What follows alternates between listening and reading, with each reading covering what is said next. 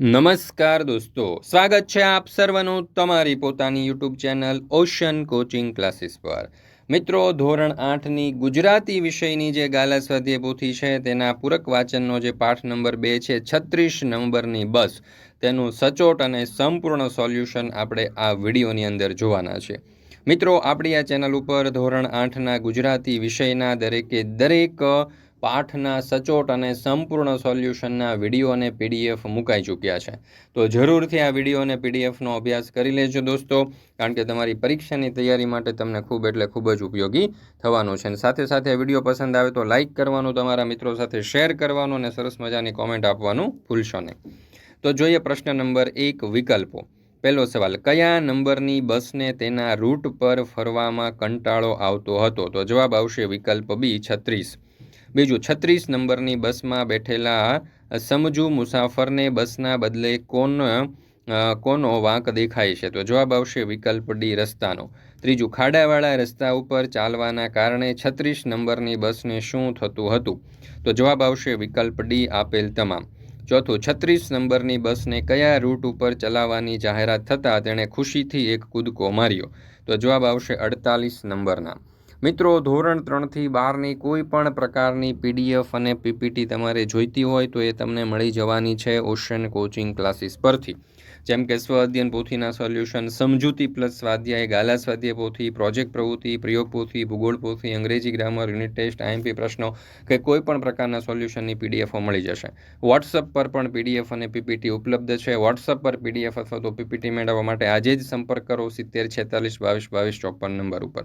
મિત્રો, આજે અસાઇનમેન્ટ અથવા તો કોઈ પણ પ્રકારના સોલ્યુશનની પીડીએફ તમારે બનાવડાવી છે તો એ પણ ઉપલબ્ધ છે, તમે જરૂરથી બનાવડાવી શકો છો। નંબર છે 70 46 22 22 54।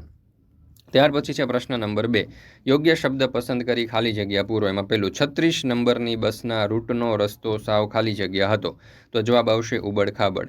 બસની સીટ ઉપર બ્લેડ મારી એની ચામડી ઉપર ખાલી જગ્યા પાડી દે। તો જવાબ આવશે ઉઝરડા। ત્રીજું, મ્યુનિસિપાલિટીવાળાઓએ આવા ખરાબ રસ્તા ખાલી જગ્યા કરાવવા જોઈએ। તો જવાબ આવશે દુરસ્ત।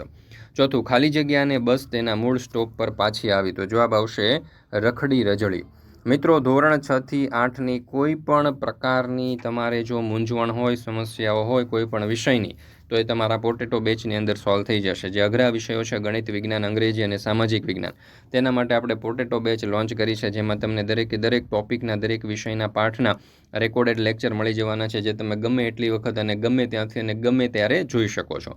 લાઈવ ડાઉટ સેશન પણ એની અંદર આવે છે, પીડીએફ પણ મળી જવાની છે, એમસીક્યુ ટેસ્ટ પણ ઉપલબ્ધ છે, બરાબર। પ્રથમ અને દ્વિતીય સત્રાંત પરીક્ષાના ક્વેશ્ચન પેપર પણ તમને મળી જશે। અને અહીંયા ખાસ મહત્વની વાત કે એક વોટ્સઅપ સપોર્ટ તમને મળવાનો છે, તમારા કોઈ પણ પ્રશ્ન હોય તો તમે સરને પૂછી શકો છો। અને 499 રૂપિયા ફી છે, આખા વર્ષની ફી 499 રૂપિયા છે મિત્રો। એપ્લિકેશન ડાઉનલોડ કરવા માટેની લિંક પણ તમને નીચે ડિસ્ક્રિપ્શન બોક્સની અંદર આપેલી છે, જ્યાંથી તમે આ કોર્સ જે છે તેમાં જોઈન્ટ થઈ શકો છો। પ્રશ્ન નંબર 3, નીચેના વાક્ય ખરા છે કે ખોટા તે જણાવો।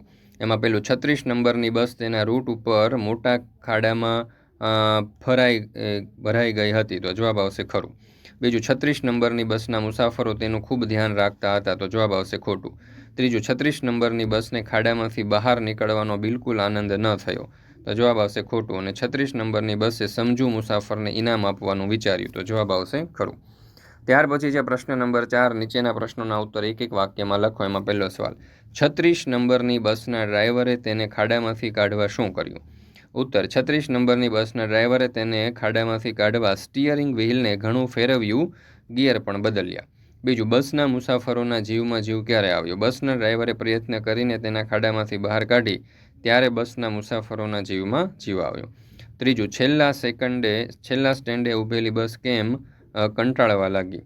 ઉત્તર, છેલ્લા સ્ટેન્ડે બસ ઊભી રહેતા બધા મુસાફરો ઉતરી ગયા અને ડ્રાઈવર તથા કંડક્ટર બસને એકલી મૂકીને ચા પીવા જતા રહેતા તે ત્યાં ઊભી કંટાળવા લાગી। ત્યાર પછી છે પ્રશ્ન નંબર 5, નીચેના પ્રશ્નોના ઉત્તર 2-3 વાક્યમાં લખો। એમાં પહેલું, 36 નંબરની બસને ડ્રાઈવર તેના રૂટ ઉપર ચલાવે ત્યારે તેનું મોઢું કેમ ઉતરી જતું? ઉત્તર, 36 નંબરની બસના રૂટનો રસ્તો ભંગાર અને તેમાં ઝૂંપડપટ્ટીના લોકો તેને હેરાન કરવામાં કોઈ કસર નહોતા રાખતા।